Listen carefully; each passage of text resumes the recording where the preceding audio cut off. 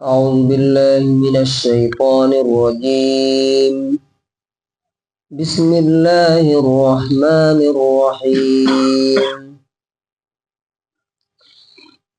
ولا يجرمنكم شنآن قوم أن صدوكم عن المسجد الحرام أن تعتدوا وتعاونوا على البر والتقوى ولا تعاونوا على الإثم والعدوان واتقوا الله إن الله شديد العقاب.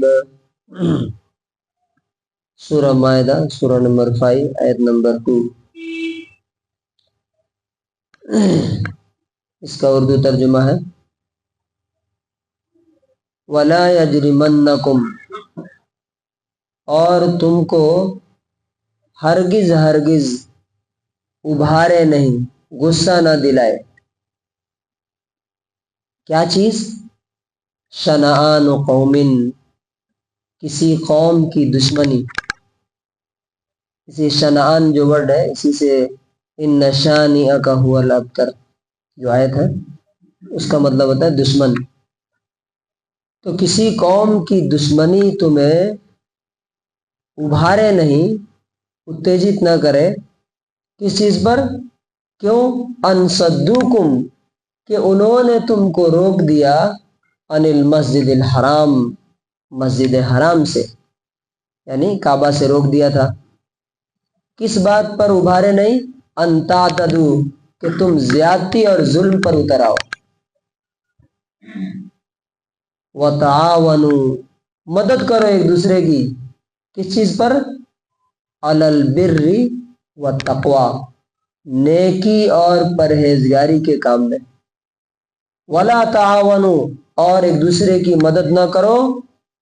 کس بات پر؟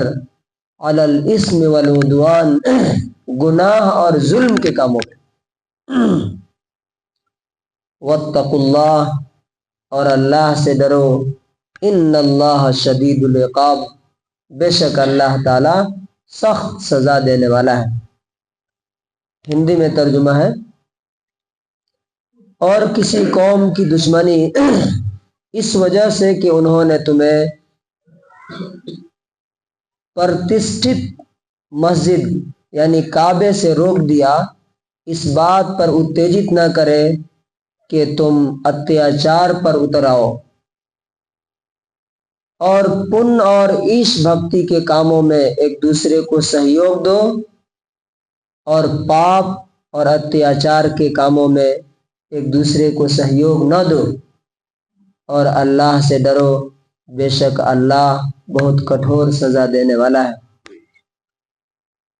انگلش میں ٹرانسلیشن ہے And do not let the hatred of a people for having obstructed you from al-Masjid al-Haram lead you to transgress. Cooperate in acts of righteousness and piety, and do not cooperate in sin and aggression, and fear Allah. Indeed, Allah is severe in penalty. اب یہ آیت میں یہ آیت کا آدھا حصہ ہے. کل آدھا حصہ ہم لوگوں نے پڑھا تھا. 4 باتیں بتائی گئی. عام طور سے کیا ہوتا ہے کہ جب آپ کسی سے غصہ ہو جاتے ہیں یا کوئی آپ پر زیادتی کر جاتا ہے، ظلم کر جاتا ہے، تو انسان کیا کرتا ہے؟ ساری لیمٹس توڑ دیتا ہے. وہ کیا سمجھتا ہے؟ ہم کیا سمجھتے ہیں؟ اب اس آدمی کے خلاف ہم جو چاہیں وہ بولے، جو الزام لگا دے، جو الٹا سیدھا بولے، جتنا اس کا جس کو کہتے ہیں نا کیریکٹر اسیسینیشن، اس کو بدنام کرنا، ذلیل کرنا، نقصان پہنچانا، ایسا کہ ہر چیز ہمارے لیے اب کیا ہو گئی؟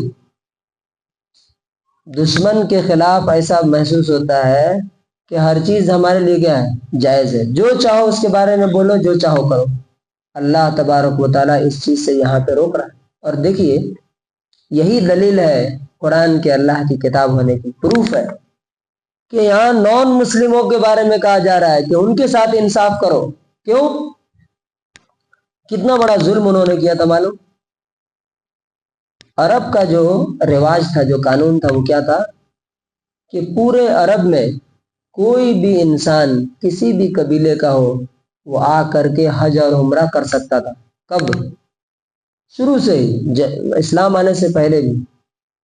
لیکن مسلمانوں کے لیے کعبہ کے دروازے انہوں نے کیا کیے؟ بند کر دیے. کس نے؟ یہ مشرکین اور کافروں نے. وہاں سے 500 کلومیٹر چل کر کے نبی صلی اللہ علیہ وسلم 1600 صحابہ کے ساتھ آئے اور انہوں نے کہا کہ نہیں، آپ عمرہ نہیں کر سکتے، واپس جائیے. تو اتنا غصہ ہوا صحابہ کرام کے اندر، اتنا غصہ آیا. آپ سوچئے ذرا، یہاں سے آپ فلائٹ بک کر کے جائیے مکہ اور کوئی کہے آپ کو کہ بھائی عمرہ نہیں کرنا، حج نہیں کرنا، کیا انسان کی کیفیت ہوگی؟ اور فلائٹ میں نہیں گئے تھے، اونٹ پہ گھوڑے پہ چل کے آئے تھے وہاں پہ، اور انہوں نے منع کر دیا کہ نہیں. تو صحابہ کرام کے دل میں، نبی صلی اللہ علیہ وسلم کے ساتھیوں کے دل میں یہ غصہ تھا کہ انہوں نے جس طرح سے ہم کو روک دیا کعبے سے، ہم بھی کیا کریں گے؟ اب ہمارے جہاں جہاں قبیلے ہیں اور جو راستے ہیں ان کے گزرنے کے، ہم بھی ان پہ چھاپا ماریں گے، ان کو روک دیں گے، ان کو لوٹ لیں گے، جانوروں کو ذبح کر دیں گے. اللہ تعالیٰ نے کیا کہا؟ لا یجرمنکم شنآن قوم ان صدوکم عن المسجد الحرام ان تعتدوا، کہ انہوں نے تم کو روک دیا تھا مسجد حرام سے، اس یہ جسٹیفائی نہیں کرتا کہ تم بھی اب ظلم پر اتر آؤ. انہوں نے ظلم کیا تو ظلم کا جواب ظلم سے نہیں دے سکتے. یہ پہلا پوائنٹ ہے. اس میں ہمارے لیے کیا لیسن ہے؟